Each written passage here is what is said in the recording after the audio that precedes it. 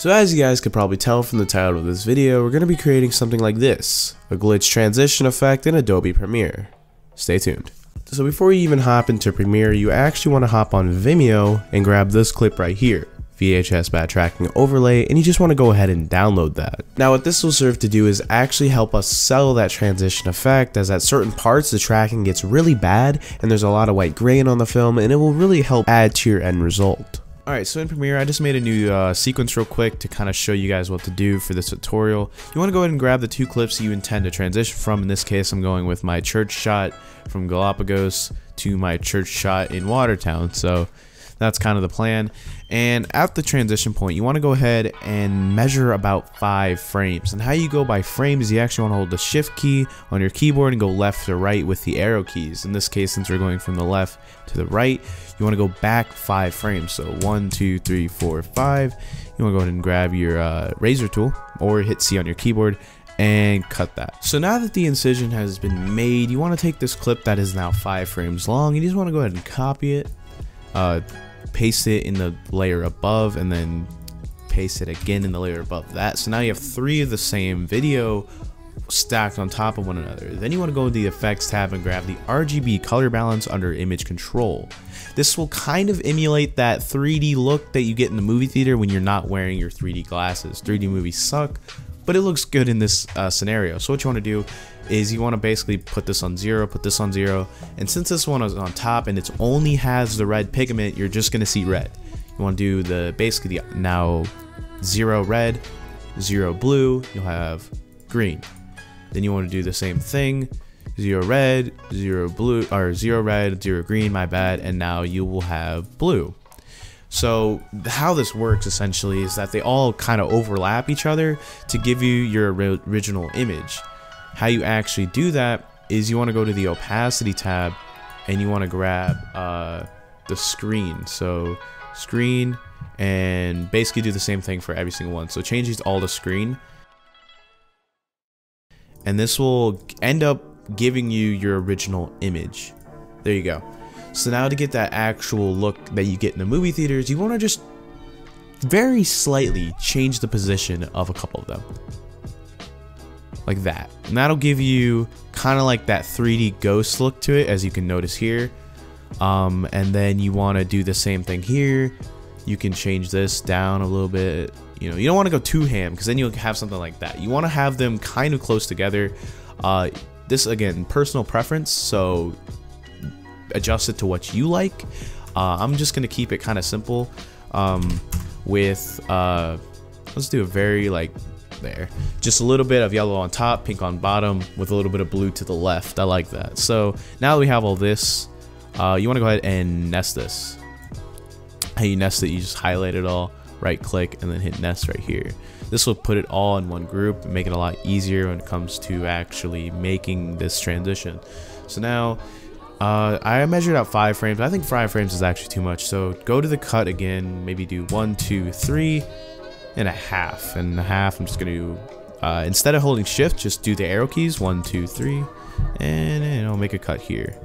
Then in the effects tab, you want to go ahead and grab the wave warp tool, a very cool tool that's actually built into Premiere, and you want to go ahead and slap that on. Now I know this looks very weird at the start, kind of like the psychedelic look from the 70s, but that's fine. You want to change this to smooth noise. It'll give it that very rigid outside edge there, and you want to go ahead and increase the height. So that looks insane right there, but that is okay. You're actually going to keyframe it. So you want to start out. I like to start mine at, well, 0, and then go to maybe like 50 here, and then we want to scale it up to an insane level here. Yeah, I like that. So then you want to change the angle. I personally like to do an angle kind of like at a sideways look, kind of like that. So it's like as if you're stretching out the image, because you want this to look all distorted and messy. That's the entire goal. So you stretch that out and then cut. So it looks alright. Then you want to go ahead and grab the VHS transition that I told you guys about in the beginning of the video. A specific point in the video where it actually has this part right here where it like dips to white really bad. It's actually roughly 28 seconds in, right there. So I already have it in my timeline right over here. I used in the intro for the video. Just go ahead and copy that. Yeah, 28 seconds in. If you just skim through the video, you will find it 28 seconds in again, and then you just want to go back to your transition and just put it on top of it. So right there, right, cool. So right when the transition kind of begins, we have that, and then cut the next clip. Change this to screen by the opacity tab, screen, so that way we can kind of see through it. You know, that's kind of the goal. So now also too, I like to give it kind of that strobe look. So how to do that is you just want to go to the start of the VHS part and then just cut 1, 2, or cut 1, and then I'm using the arrow keys to measure, so just one arrow key, cut, and then I just do that until I basically reach the next clip. Alright, there we go. And then I basically take 2 frames, 1, 2, cut out 2, hit delete on your keyboard, highlight, delete, highlight, and delete. And let's see how that looks. Yeah, it looks pretty good. Yeah, so we have that, and now really just to put the little cherry on top, you just want to go ahead and grab some sort of glitch sound effect off of YouTube, and then download that, you know, YouTube to MP3, whatever you use, and then you just kind of want to line it up so the sound starts right there. Okay, and then I'm just gonna drag this in and line it up using the snap tool. Love this tool, it's awesome. And then you just kind of want to let it play through and see how it looks, or how it sounds rather. It's pretty good. So now basically we're pretty much done. The transition looks alright. What I actually like to do is in the effects tab, it's a transition, just dip to white. So kind of as if this is, imagine that your clip is like recovering, or the film is recovering, if that makes any sense. So basically it'll be like this now. And then I just add a fade, exponential fade onto the actual transition, or not the transition, the sound effect, so it's not like overpowering and it dies out as it dips to white. So this is our final result.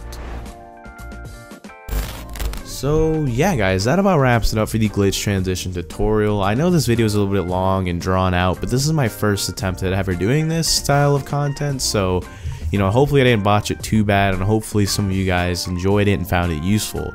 If you guys did, please leave a like down below and let me know what you guys make with it. I'd love to see some cool transitions. You can probably do it better than I can. I suck at editing, but you know, thank you for watching, and I will catch you guys in the next one. Peace.